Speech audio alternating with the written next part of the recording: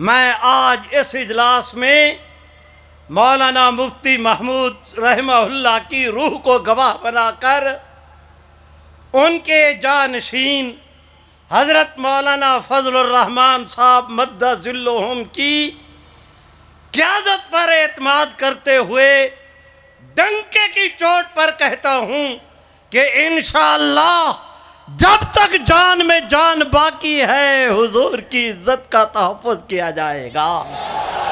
जो कहते हैं किया जाएगा, हाथ उठा के लहरा के जोर से कह दो किया जाएगा। अगर कोई माँ का लाल ये कोशिश करेगा कि इस कानून को ख़त्म कर दे, रब्बे मोहम्मद की कसम इसे ख़त्म करने वाले ख़त्म हो जाएंगे। ये कानून ख़त्म नहीं होगा। जोर से कहोगा कि नहीं होगा इंशाअल्लाह। और अगर है किसी को शौक, मैदान भी मौजूद, घोड़ा भी मौजूद, सवार भी मौजूद, शाह सवार भी मौजूद, तुम अपनी ताकत के बल बोते आओ।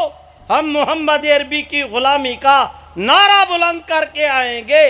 दुनिया देखेगी कि जिस तरह सैयदना सिद्दीक अकबर ने खत्म नबूवत की सुन्नत को दोहराया था, हम पाकिस्तान में फिर उस सुन्नत के दोहराने का ऐलान करेंगे।